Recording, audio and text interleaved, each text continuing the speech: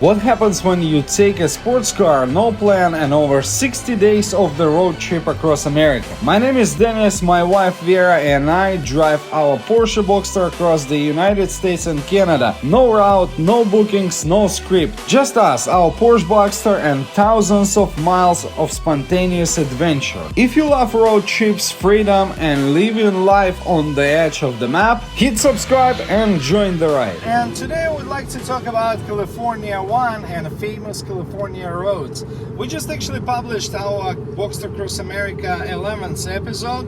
It's on the channel, and I was like, maybe we jump in a Boxster, and it's a different Boxster, it's a whole different story, and drive the California one. So I'm driving California one, and I got the idea, what if I'm gonna highlight the portions of California one, suggest you some ideas how can you plan your route and what's the best places that you can visit here. In my opinion, if you landing in San Francisco Bay Area, even if you live somewhere in California, the best place would be to start going from northern part of SF Bay. You can visit Golden Gate Bridge and keep going north because you will be pretty much in less than an hour from San Francisco. You will be driving twisties like I'm doing right now.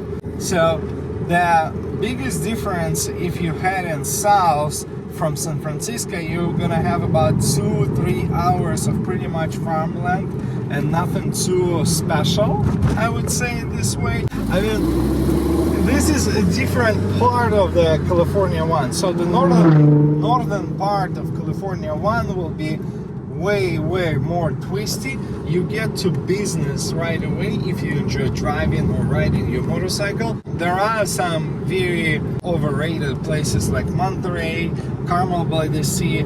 Those are beautiful places, but don't get me wrong, I'm trying to tell you the best direction when it comes to specifically driving. So skip 2-3 hours of farmland and going straight, and just get to business going north from San Francisco Bay. So next, I would highly encourage you to decide how much time you want to spend, because this portion of California one from SF Bay going up to like Oregon, it will take you an entire day of driving.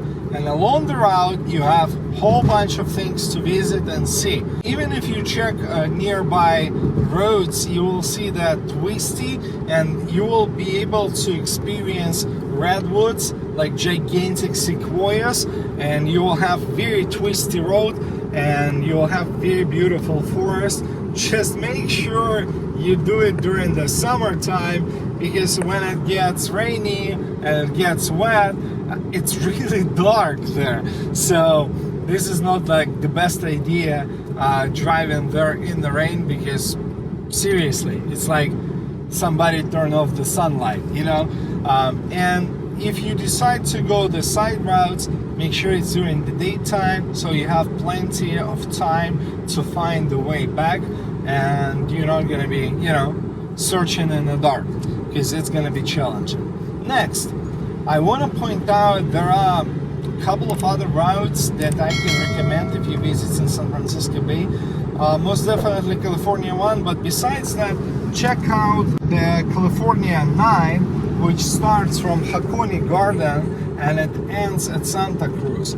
So this is one of my favorite routes when it comes to riding a motorcycle, because the pavement, the surface is really smooth, but the twisties are there. You have a little bit of shoulder, you have some margins compared to what I have right now, for example, right? And this is not the cliffy part of California one. And you will be able to visit really nice route. You will be able to go through the forest, and you will end up in Santa Cruz, which is another touristy destination. If you want to visit the southern portion of California one, please do so. We have Laguna Seca there, we have Monterey, we have 17-mile drive, we have whole bunch of places that you can actually check out. And if you're new to the channel, well, check it out. We took our Boxster, not this one, different one, across the entire continent, across America. We release new videos every single week. So stick around, you're gonna find something interesting, because driving here California is one thing, going to Canada is another. Even the guy at the border asked me why the hell we're driving this car there. But you will see it first. Tail of the Dragon and neighboring routes, those are beautiful, and California one is beautiful. What do you think? Leave the comment down below. We're gonna post 2 comments. Let's just make a vote. What do you think? California one or Tail of the Dragon? Which one would you prefer to drive if you would be able to pick and just jump in? So I'm really curious to find out what you think, and let's see how it goes.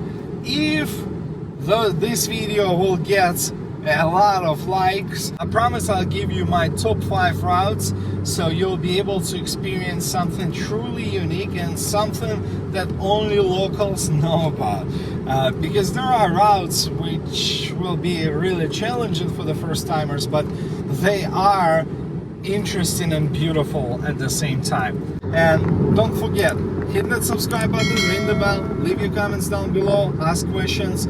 I'd like to guide you when it comes to California, and I'm really curious to find out which one would you pick, Dragon or California one. And now enjoy driving POV of the Pacific Coast Highway and one of our most favorite parts of California One North.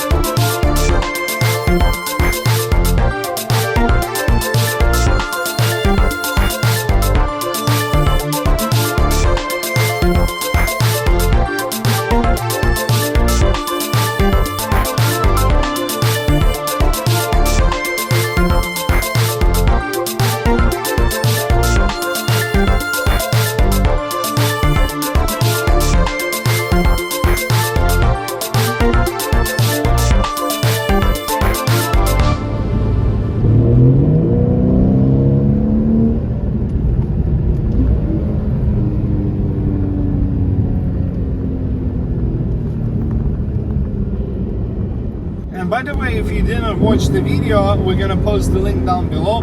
Go check it out. Episode 11 was really nice. It took the entire day of editing just because how much footage we brought from one day. So I'm sure you're gonna enjoy it as much as I do. And don't forget to subscribe, all this good stuff. I'll see you in the next one.